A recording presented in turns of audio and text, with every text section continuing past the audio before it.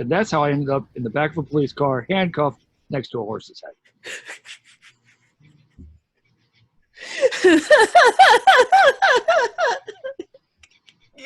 You godfathered that bitch. I tried.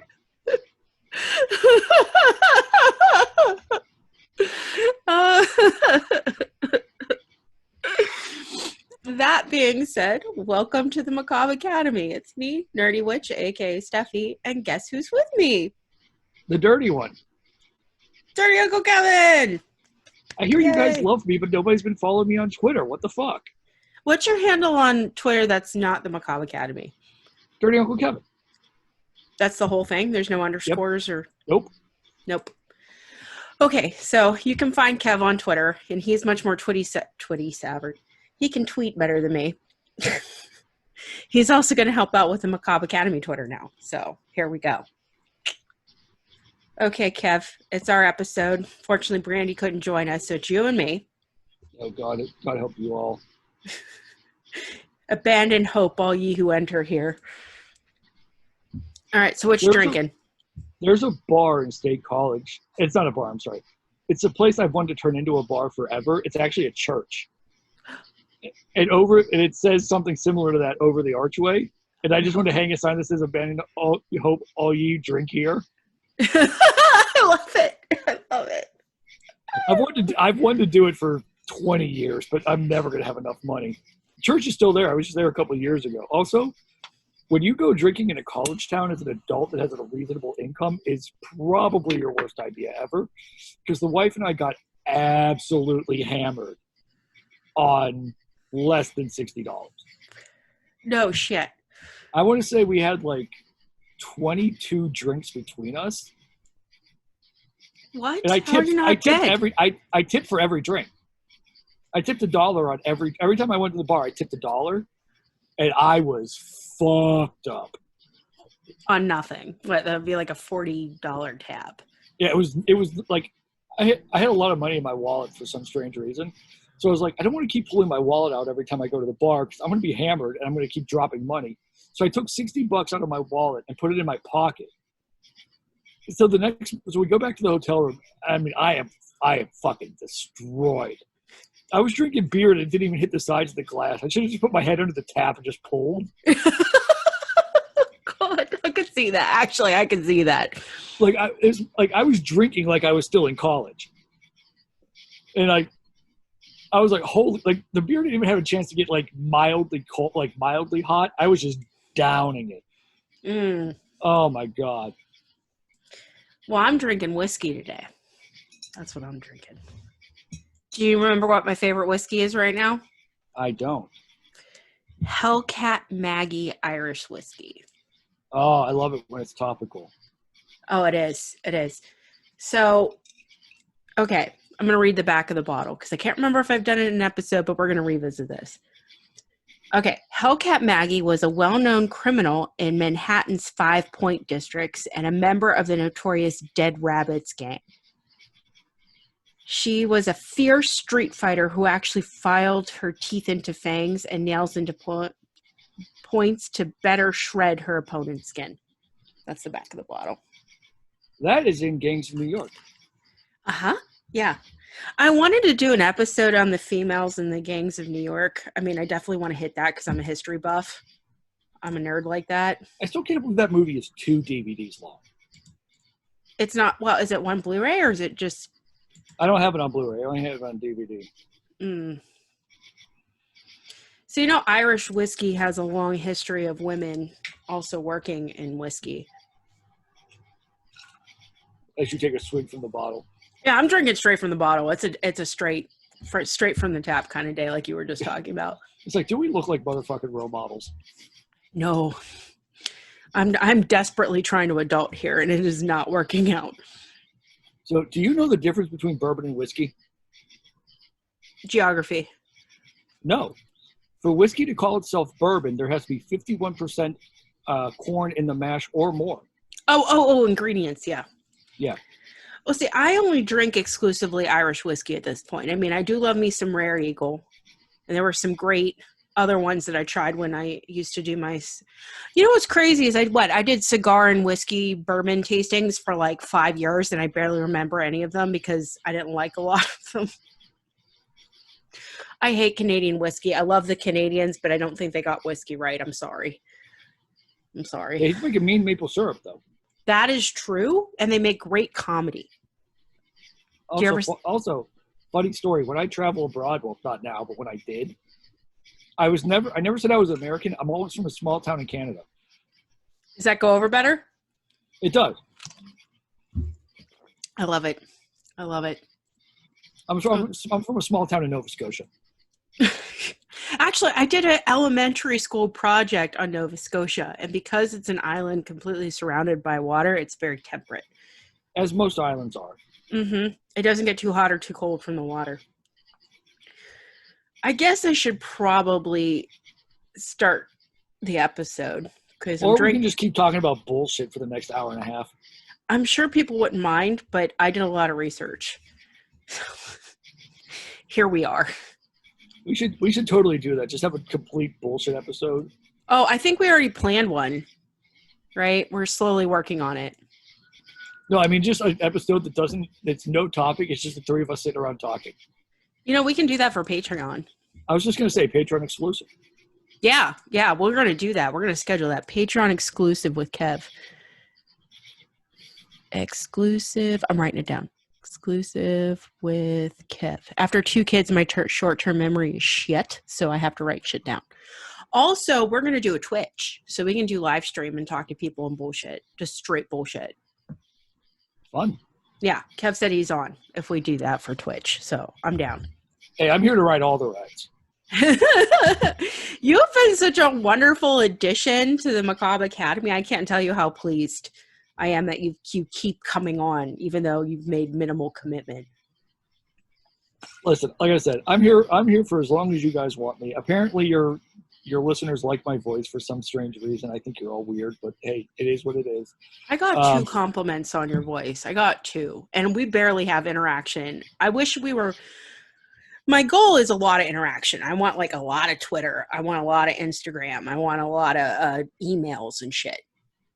In fact, we have a sponsor this episode. Oh, look at let's move it up in the world. I know. I love her. Do we products. have a sponsor every episode? No. Oh. I should really listen to our episodes after they get posted. Yeah. So the only things I run ads for are things that I love. And they're either things that I am self-endorsing, like Cheryl's book, because I just love it and I insisted on making a commercial for her, whether she liked it or not. And now we have an actual sponsor who sponsored several episodes. I might run her ad longer because I fucking love her products. You can just put that in there right now. Just put the ad right there. Ad break right here. And we're back. I was waiting for you to have one of your witty stories. Hey, you can get one of those an episode. Oh, one, and we already used it. Yep, bright and early. Okay, so we're back on the Death Goddess train. Can you guess what country we're in from my whiskey choice? We are in America. No. Fuck yeah, America. Fuck yeah, America. Actually, apparently we're in a small town in Nova Scotia. I love my small town in Nova Scotia. Is that where your island is on Animal Crossing? It's in Nova Scotia? I work for the local Nissan dealer. Or Nissan, as they say up there. Listen, you gotta have a backstory. I memorized the Canadian national anthem. Did you? I did. Please sing it. No. Damn. All right. Well, actually, we're in Ireland today for our Death Goddess series. That is why I'm celebrating with Irish whiskey. Okay. Are you ready for an incredibly densely packed episode, Kev? Let's do it. Let's do it. Okay. So we're talking about the Morrigan or the Morrigan. You can take your pick. I got Pittsburghese. Don't come at me. Come at us. Get in those mentions. Tell us that we fucked up. Get in those mentions. Get on that Twitter. Email us. Get at us. Yeah, actually, I'm really happy last episode that Brian had sent me that small correction on the cuneiform. So I'm wondering if he has anything for my Celtic history. We're going to see. I'm telling you, get at us. Well, actually, I've gotten in a lot of conversations about the Morrigan. I even Slide got into it. those DMs. You're going to get me or you're going to get Kev now. Because 90% it was just me. Now it's like 20% Kev. At least, because I got literally nothing going on. Well, what's interesting, when I was talking to a few people about this episode, and it was hard because I know a lot of people that actually worship the Morrigan now. So it's a little frustrating to try to do them justice with how dense this material is. In fact, I was just having a conversation about this yesterday because I went to the magic store and I bought a shit ton of hand-dipped incense to say a big fuck you to my mother-in-law that lived next to me before me and my husband separated. I wasn't allowed to wear perfume for 6 months. Or burn incense. Or use bath bombs or any of that shit. So you better believe I went balls to the wall and bought them out of incense. Goddamn right. Mm-hmm. But the guy at the register was showing me a Morrigan statue that he had gotten for Father's Day. Did he just whip it out? Yeah, he just whipped out that picture. Oh, wow. Mm-hmm. Yeah, it was pretty good. All right, so I'm going to try to do this justice. So the Morrigan, or Phantom Queen, was a fearsome Celtic deity and Irish goddess of death, destiny, and battle. It also refers to a trio of sisters who appear as a crow or a raven, and she was the keeper of fate, purveyor of prophecy for the gods and heroes alike. So, like I busy said, girl. Huh? Busy girl. Yes, very busy. And her worship survives, like I said, to this day, but it's divided. So she can be both a single deity or a triple goddess. And you can also make it an and that makes her one of Ireland's most powerful goddesses. But there are like these hard polytheists that see her as a singular deity. And then the sisters are a separate entity all into themselves. And then you got people who are more flexible. They're the soft devotees. So they're the ones that do yoga? Maybe. Actually, I keep laughing because it says hard and soft, and I just think that's two forms of a penis. Because there is no in between. It's either flaccid or it's ready to go. But a soft devotee will embrace the sisters as interchangeable facets of the same goddess. So it's kind of like a diamond that has many facets, but it's still the same stone. I think facet is the word you're looking for. That is it. Am I talking about a kitchen faucet? You might be. The whiskey does the things, but it helps me do the things, so it's okay. Okay, so some of her aliases include Bive, Matcha, Anu, Danu, Naaman, and Faye. So she originated during the Celtic era 1000 BC to 500 AD. I'd like to remind our listeners that we do not use Common Era, okay? I went 30 years without the Common Era. Fuck that shit. Everything is BC or AD, okay? You ever see that BCE bullshit, Kev? Yeah, I didn't pay any attention to it, though. I am completely ripping this off from somebody else, so this is not my own material. So if you like it, go check out Eddie Izzard because it's fucking hysterical. But how annoying did it have to be for the basic BC 80 changeover? It's like, oh, well, we have to get a whole new fucking calendar now? Like, throw all the other calendars away. Now we gotta use this whole new calendar. It's kind of like new math. Like, what happened to basic arithmetic? That got me through 30 years of my life just fine, and now everything's like... I also want to go back to every math teacher I've ever had and just show them my smartphone and go, ha! I have a calculator! You'll never have a calculator in life. Yes. Right here! Every day. Every goddamn day I have a calculator. Okay.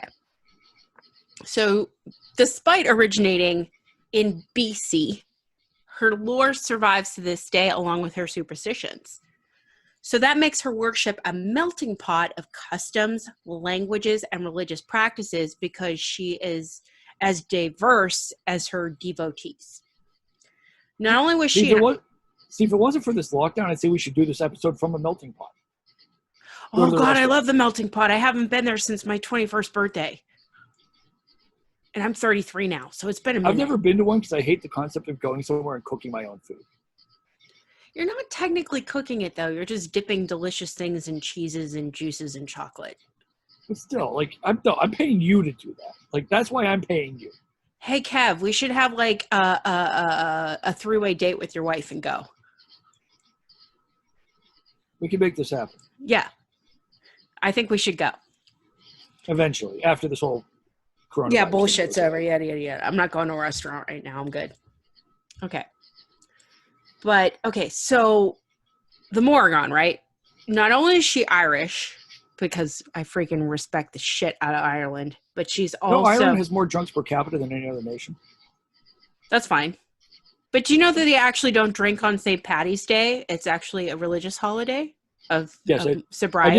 I didn't know it was a religious holiday. But yeah, the snakes got driven out of Ireland, and what do we do in America? Beer, shamrocks, green, more beer. How about some whiskey? Let's get drunk and rowdy and parades and feather boas and I have gotten Elton John swag. I have gotten into hour-long fights when people try to put potatoes in Irish stew. I'm like, no, you can't. I'm waiting for the follow-up on that because I'm now confused. Well, because the whole potato famine thing. You can't, there's no potatoes. You are right. Yes. At work, I have gotten into hour-long arguments about this. Actually, last St. Paddy's Day, I was really disappointed because I love this air quote candy called Irish potatoes, but it's not Irish at all. It's coconut rolled in cream cheese and cinnamon. You lost me at coconut. But they look like little potatoes, and you put little nuts in for eyes. It doesn't matter. The point is I was looking for it, and everybody's like, that's not really Irish. And I'm like, I don't give a shit. I love me some Irish potatoes. You know what I've been trying to – I've been meaning to make some Scotch eggs. Yes, please make me Scotch eggs. I've never made them. I actually want to make them with chorizo. Oh. Bring a little caliente to it. I love me some chorizo. You're not wrong. Actually, the Morrigan was quite diverse herself. Because not only was she from Ireland, but she was also from the British Isles, the Iberian Peninsula, northern Italy, Switzerland, France, southern Poland, and central Turkey. She gets around. She does. Like a record, baby. Yeah. You know what I'm saying? I'm not singing that song, but at least I know this song reference. It was played in many goth clubs. Dope did one of my favorite covers of that song, by the way. Oh, speaking of terrible covers, we have to talk about that later. Okay. Remind me to tell you after the podcast.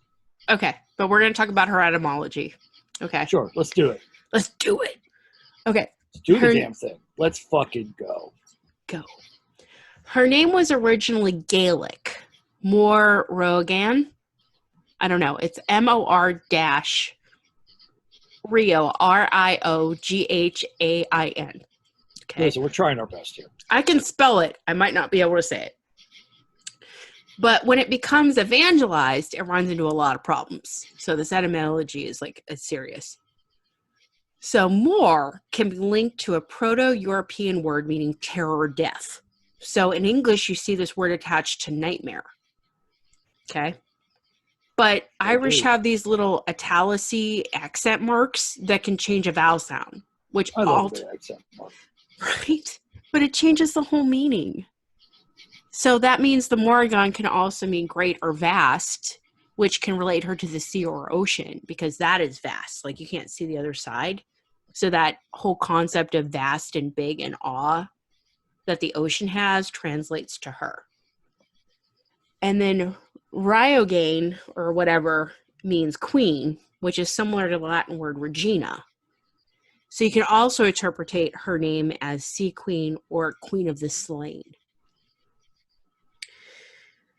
So the Morrigan is seen by medieval Irish writers as an archetypal figure in her relation to spirits, particularly malevolent female spirits and monsters.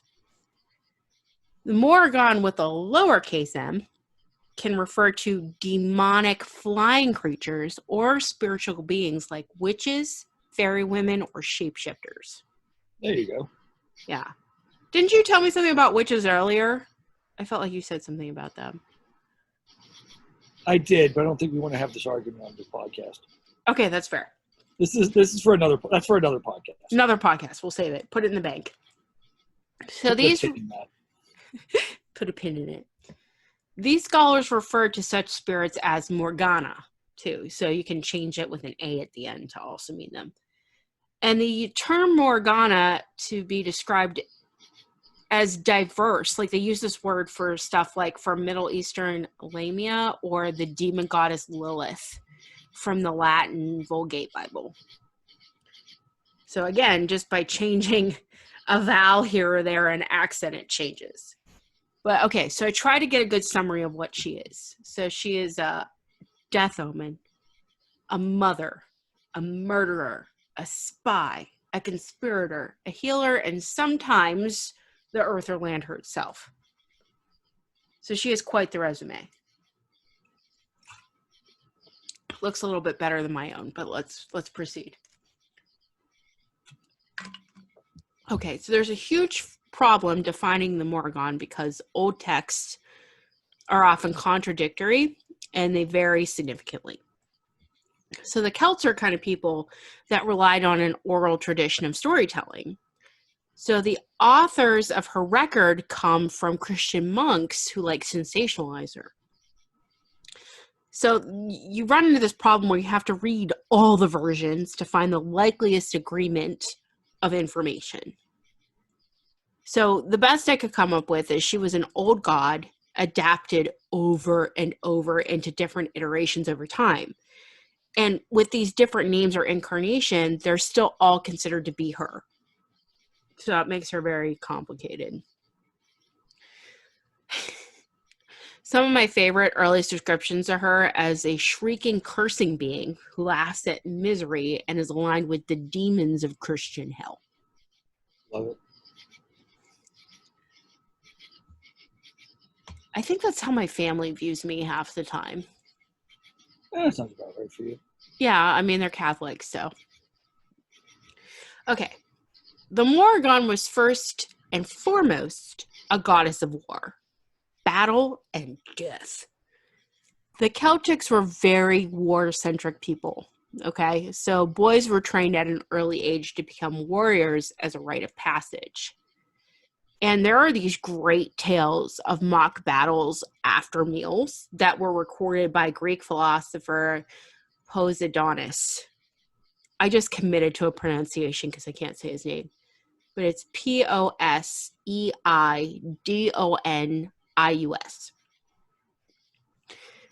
The Celts also have a particular reputation for being exceptionally fierce. Okay, because Ireland was very susceptible to foreign invasion and internal tribe fighting over land and highly prized cattle. So we're going to see cattle a lot because they served as like a central role. Like Cattle One? The vodka? No, cattle. Like moo. Moo. All right, but they were like a central role because they were currency. You could use their life-giving milk. You could use their meats, their hides, and having a lot of them was a sign of glory. So you could tell a very victorious soldier in battle because they had more cattle than a loathsome peasant who had none. I think for your next wedding, we should start a cavalry. Everybody has to bring a cow. My next wedding? Unless I might be an old spinster for the rest of my life. We'll see. If there's not, I thoroughly plan to become the crazy cat lady. It's on. Well, you're halfway there. Yeah. Living on a prayer. Wizard on a bear. See, I caught it this time, huh? Okay. So you know why the Celts are pretty fucking awesome?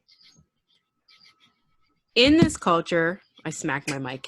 In this culture, there was also evidence of women taking up arms or cheering warriors in battle, which was very uncomplimentary to other European traditions at this time. So you have this entire cheerleader squad of women standing on the sidelines and like shrieking at the enemy. Instead of pom-pom, swords and shields. Yeah. But what's great is this discouraged men from fleeing a fight, because if they did, these women would make horrific jokes about them. They would utterly demasculize them. And what's also weird is, like, men aren't used to seeing women on the battlefield, and they're screaming like banshees. So it's a form of psychological warfare. I love a good psychological warfare. I don't know. It didn't work out too well in Waco. I was very disappointed by the psychological warfare in that story. You know, Waco is actually an acronym. Is it? What does it stand for? We ain't coming out.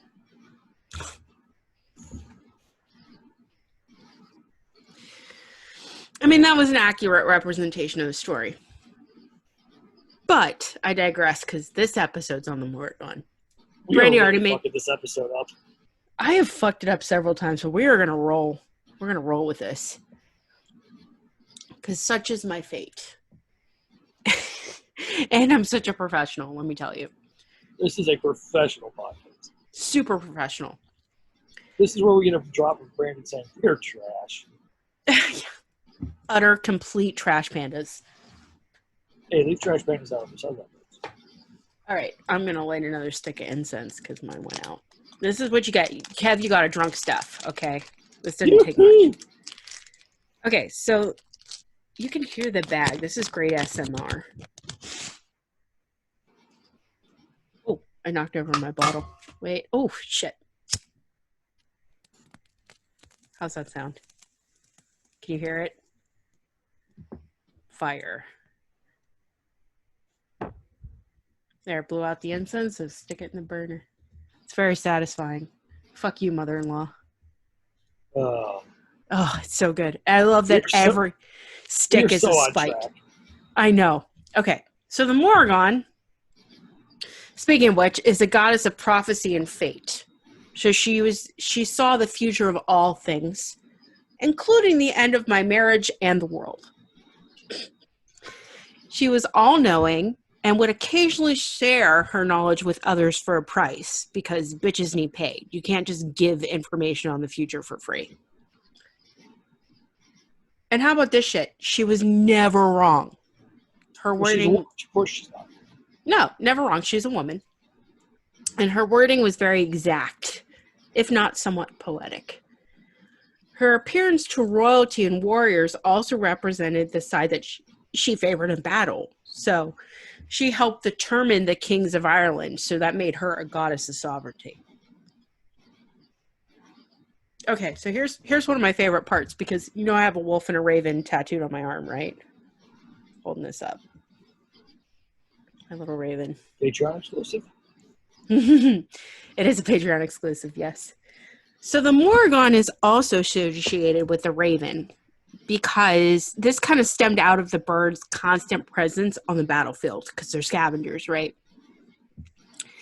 So it said that supposedly she would carry the souls towards rebirth on her black wings. And the ravens are also well known as omens of ill fate. And in some instances, they're also considered lucky. Because, you know, whatever. Let's just be completely like the opposite of both things. So how did you know... And if you're in a 1950s Disney movie, probably racist. No, but what I'm struggling is if you see a raven, is it your end or is it your ship coming in? Like, you don't know. Either the worst thing or the best thing is going to happen to you if it was ill fate and luck. It depends on if it says nevermore. I like that. All right, so these birds are psychopumps. Do you know what a psychopump is, Kev? Lay it on. They can travel between worlds, such as the living, the dead, and the other worlds. From what I understand, back then, the concept of these barriers between worlds, they were very pliable. It was pretty easy to move back and forth between. Kev, look at you knowing the things. You're 100% correct. I try my best.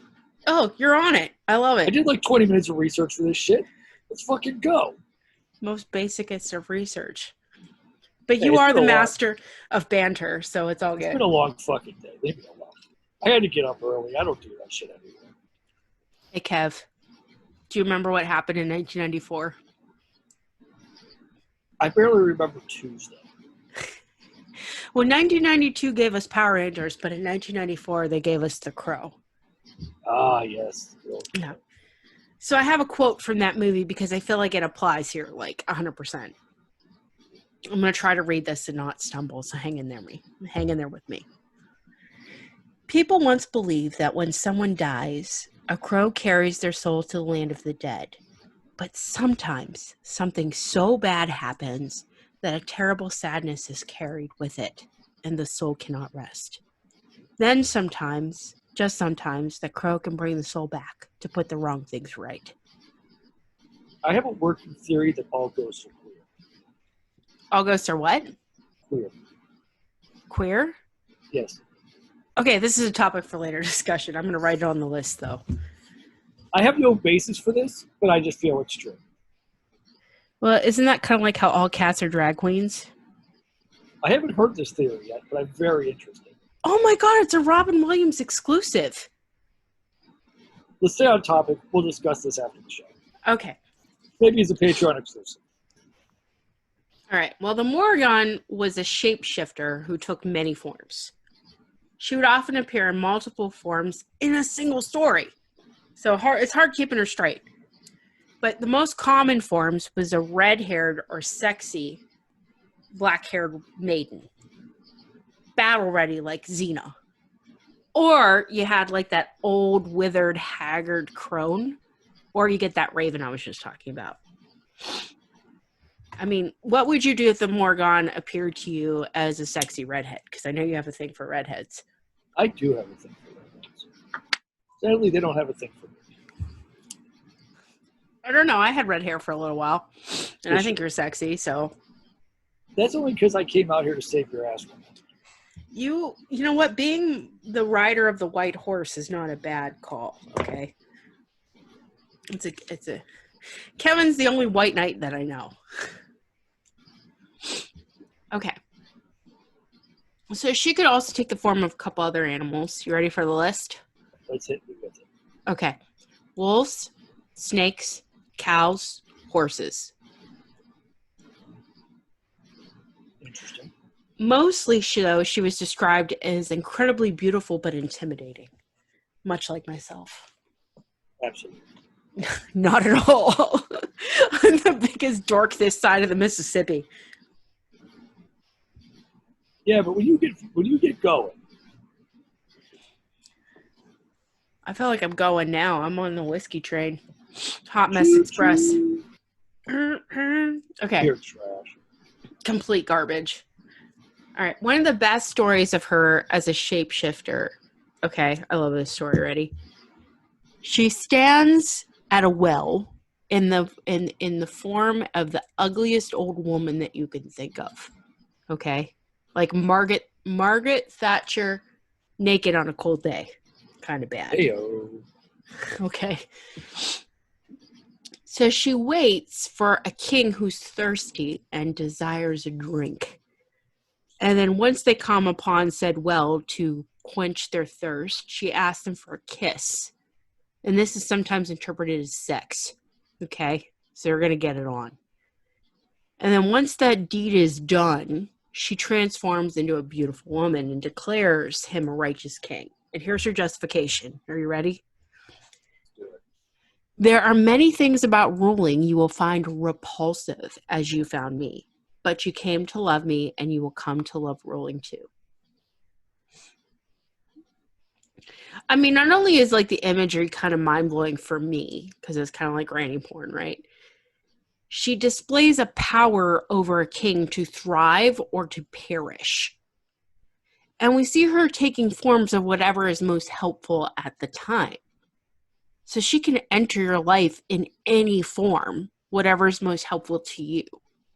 For the kings, it was an old witch. For me, it might be a small child, because I'm a sucker for an old child or a dog. And for For an you, old child? Huh? For an old child? No. That's what she said. Stephie's drinking whiskey. Run it back. Okay, look. She takes whatever form that she needs to help us shift and to grow, evolve, learn, survive, and thrive in whatever situation comes our way. Okay? What sucks is it's difficult to extract an origin in existing texts, right? We already had problems with etymology. Now we're struggling with origin. Okay, so many say that she was part of the tribe of the goddess Danu, or known as the Tuatha De Danann, which was a tribe, a mythical race, if you will, living in Ireland that were descendants of the goddess Danu. And it depends on the lore if they were gods, demigods, divine people, or a fairy race, because fairies are rampant in Ireland. And this also makes Morrigan's family a bit hazy. So we're going to go with Weber's version, if I may, where she is from the Tuatha De Danann, who arrives in ships from the sky. Ancient astronaut theorists say yes. I'm totally putting that on my business cards. What? Are you an ancient astronaut theorist? No, but we're putting it on my business cards because it sounds sustainable. Does your boss not give a shit what you put on your business card? Oh, God, no. I made up my own job title. Wait, what's your job title? I think I got, social media manager. Okay. Did you know that I used to work at a company called Party City? Probably. Well, what I put on my job history for that job is balloon technician. Okay. I could blow up a dozen balloons in 5 minutes. So I made myself a title. Okay, so we're going to run with this ancient astronaut theorist for just a minute, if I may. That was not provided in the information that I received, but I really feel a connection to ancient aliens right here. Because your ship's sky, okay, sky people, immediately invokes aliens. I'm not saying it was aliens. But it was aliens. It was aliens. Did you see the meme where it's a kitten with the little paws up going, it was aliens? That's adorable. It's so cute. I got to put that up on the social media. That's happening. Sure do. What's going on with that guy's hair? It gets bigger every episode because of it. I call him bird hair guy. Are you serious? Oh, yeah. His hair looks like a bird's nest. I mean, do you think he's like purposely trying to invoke like Albert Einstein vibes or make himself more credible? I don't know, because some of those connections are loose at best. Okay, so whether you believe that they're... tangent, if I may. May, please proceed. I'm actually really mad at the History Channel for two separate reasons. First, I was trying to stream some of their shows last night and today, and there's an error coming up and it won't let me stream, and I'm really angry. So I'm trying to watch me some alone. Because, why not? What else am I going to do with my time, right? And my on-demand is like 2 weeks behind. It's pissing me off. You're also stuck in a backlog of Macabre Academy episodes. Yeah, I know. I got to get through this. But, secondly, they pulled this bullshit where they were doing, it was like the Secrets of Skinwalker Ranch or some bullshit, right? Okay. And, they were talking about, shadow people, which I know we've covered, but I got to go back and listen to the episode. It's on my to-do list. I got to turn it into a to-done list, too. But anyway, that's neither here nor there. I was like, oh, this is going to be cool. I might actually learn some shit, right? This sounds interesting. Mm-hmm. Oh, it's your typical fucking history bullshit where, it's fucking the Curse of Oak Island bullshit where, it's just such a good premise, and then they just completely fuck it up with, stupid dramatic bullshit. I bet you I could do a better job because I had to fix 100%. the shadow. Well, I had to fix the Shadow People episode. I had a book burning on Patreon that I hated that book from fucking Amazon so much because the girl did zero research. She didn't even know what pareidolia was. She worked for History Channel. Probably, but apparently. Well, I'm going to try to get to the Skinwalker Ranch shit, and I will fix it for you if I can get to it because I love you and I want to do it for you. Oh my god, it was. I watched like 3 episodes. I'm just like, I can't do this shit anymore. Like, you guys are terrible. Okay, I'm gonna fix it. So, okay, now that I've completely derailed the conversation, That's okay. I have an idea for a future episode. Skinwatcher Ranch. I've given us 2 ideas tonight because I am a slut for content. You are a slut for content. I actually wrote in my notes, Skinwalker Ranch, fix for Kev because I love him. Oh, Yeah, that's what I wrote. So we're going to revisit that one if we may. My sister said it's so easy to get published on Amazon that I should probably write my own true crime novel. But you know, if I do it, it's going to have 1,000 fuck bombs in it. well, that's why you need an expert. If you want me to write a true crime novel, please tweet at us because Vote now from your phones. Yeah, might be possible. All right, but the story that's hazy from the Morrigan is her family. So again, I'm going on the Webster's version where we got the ancient astronaut theorists. But coming out of that story, they give us the great gift of civilization. And the Morrigan sisters, Bive and Matcha, are among these people coming from the skyships.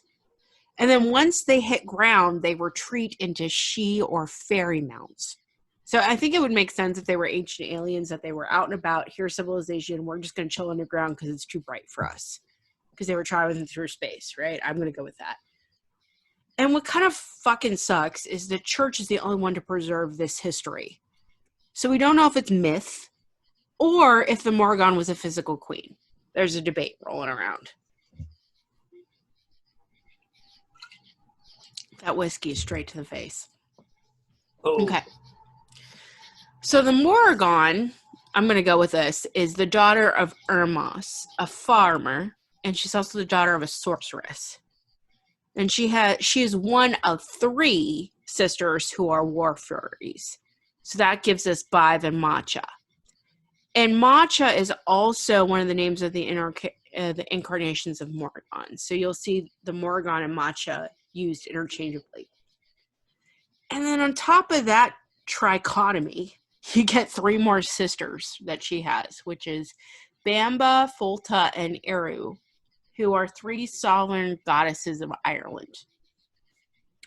And then you can kind of trace her lineage back to Dalbath, who is one of the king of the gods. So that links her to sovereignty and magic. Unfortunately, there's very little detail surrounding the Morrigan and other main descriptions because Celtic mythology has been like fucking destroyed and lost over generations. So you're playing a giant game of telephone and you lose some details from person to person in oral tradition. So it kind of sucks. I kind of appreciate a written history myself, but whatevs. Okay, so one of the most prominent aspects, if I haven't hammered that home yet, is her nature as a triple goddess of war. And you're looking at the incarnation of Morrigan, who is the goddess of battle, Matcha, who is the goddess of sovereignty and fertility, and Bive, the goddess of prophecy. And what sucks is Bive is spelled B-A-D-B. You want some Irish spelling bullshit? It's Bive, from what I understand. So in many stories, you see her as an individual and or as 3 goddesses acting under a single name.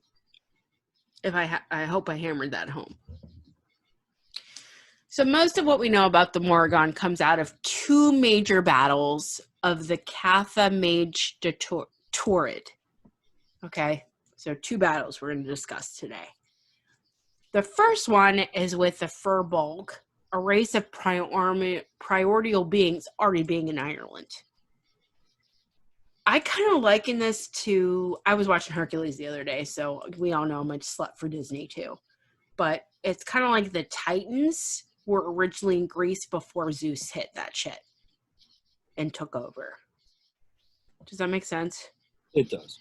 Okay, good. So the primordial beings, I hit my mic again because I'm drunk.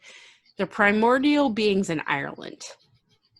And that we're told it was then that Bive, Matcha, and the Morrigan went to the knoll of the taking of the hostages and the hill of summoning of hosts of Terra, and sent forth magic showers of sorcery, compact clouds of mist, and a furious rain of fire, accompanied with a downpour of red blood from the air on the warriors' heads.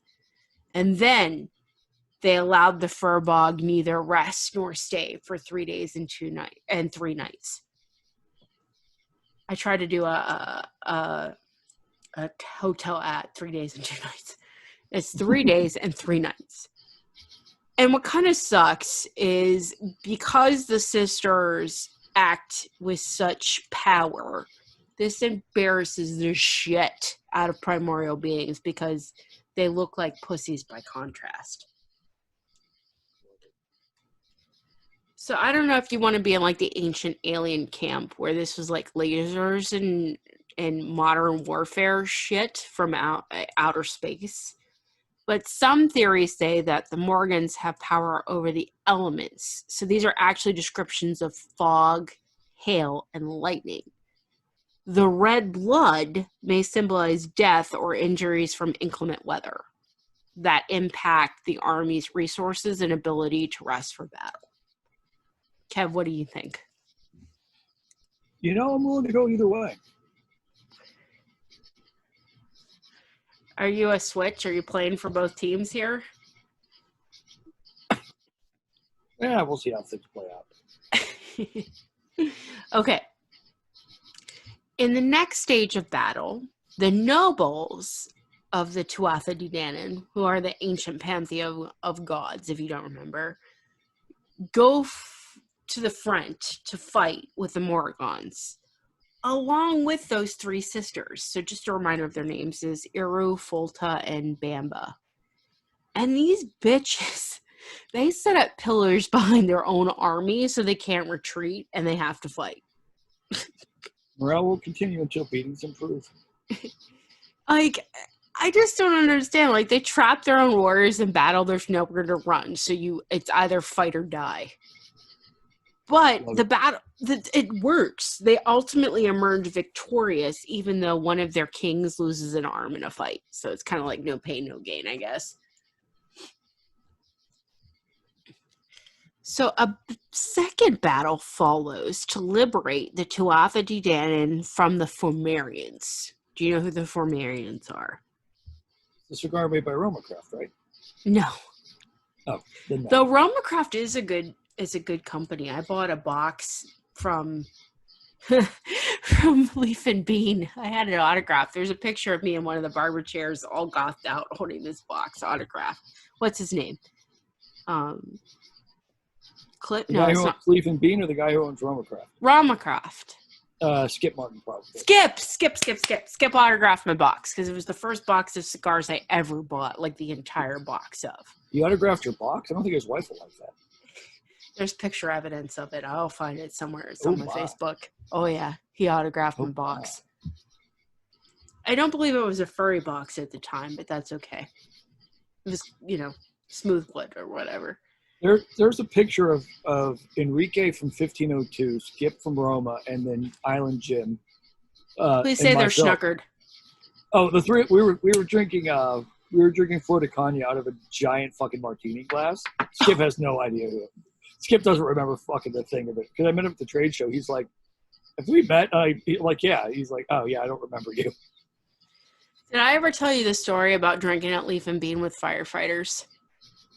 No, but I feel like we should move on. We're 50 minutes into the show. Fair. Okay. So the Formarians are a monstrous race of supernatural beings who come from under the sea. It's thought that the Formarians had been real people who might have been coming by ship over the ocean to be oppressors of Ireland, or a stand-in for the destructive elemental forces. Or it could have just been socioeconomic impact of fighting famine, weather, and disease while building Ireland. So the Morrigan... There's a lot going on there. Oh, it's so much. There's so many ways to interpret this shit. The Morrigan plays a vital role throughout the story, beginning in her early appearance to incite the god Lugh, L-U-G-H, to rise up and fight. And this happens around Halloween or Samhain, if you're a neo-pagan. And she meets with Dagda. I love how Dagda meets her. Dagda strolls up on this riverbank, and the Morrigan is straddling the shoreline, 1 foot on either side, and she's washing her lady parts. She's cleaning that pussy, okay? And it's for a noble cause, because they are going to have happy adult sexy fun time on that spot. So the sex that occurred gave the place the title of the place of the married couple. Love it. I'm just like, wait a minute. They just like don't know each other. They have sex and they're married. But cool, whatever. They consummated their relationship consensually, and that's the important part. And I want to point at this moment for a few reasons, because we're seeing her as a sexy fertility goddess. So that consensual sex is actually unusual because it's more common to see sexual assault or rape in these myths. And then she stands for the land itself. So the king is joining forces with the land.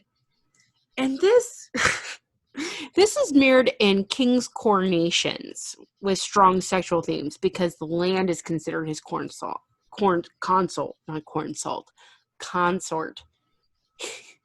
There were public displays of the king and his sovereignty by publicly having sex with a mare or a cow.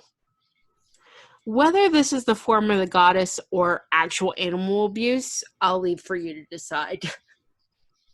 I mean, the horse could always say nay. Oh, no. Nay.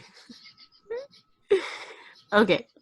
But this is a pact, a consummation of the king being married to the land, right? Because it's been consummated by sex, which obligates him to guard and defend it.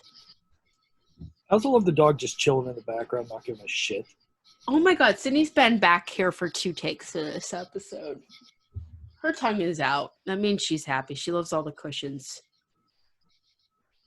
Like I said, when I separated from my husband, I'm a twin, right? We know this from the Mangala episode. So I came to stay with my twin for the next couple of months to get back on my feet. And his dog just freaking loves my futon right now. He's all about that. She's all about that life. Living her best life. Best doggy life ever. All right. Well, so the Morrigan was living her best sexy life. And after the penetration, if you will, the Morrigan, Morrigan meets with a Formarian king, and his name is Indech. Indech. All right.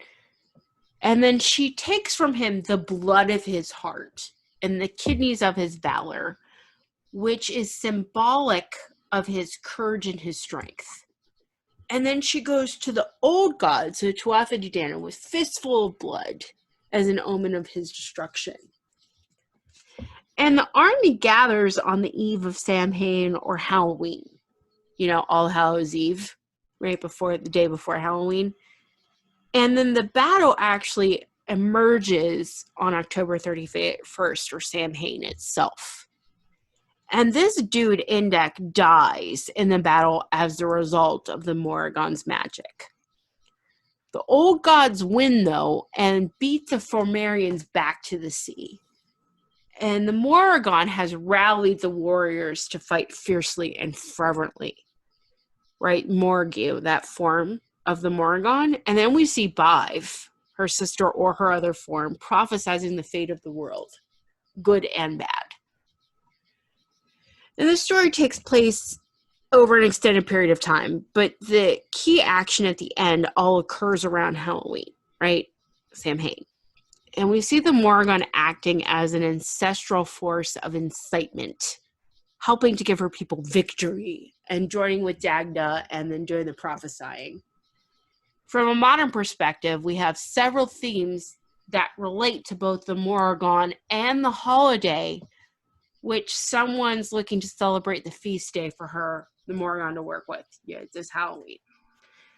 The retelling of her story and sections of it happen every year at Samhain, and some in her honor might also be a good idea. I'm a little drunk, so hang in there. But she is cemented with a connection of Halloween and the gifts of prophesying and death. I feel like you want me to say something. I did, because in the first take you were talking about the veil thinning, and I was so proud of you because you knew the That was thing. this take. I said it earlier. Did you? Yes. Irish whiskey is the best. I'm just throwing that out there.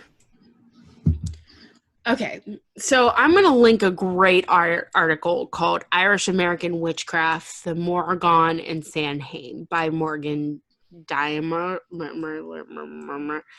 Anyway, I'm going to link it.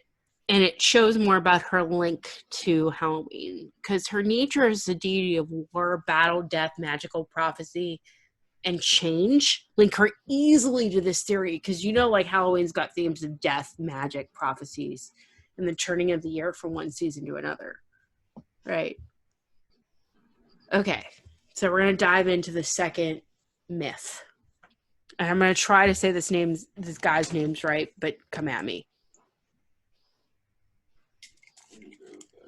You're going to bed? All right. Hold this. Hold this thought.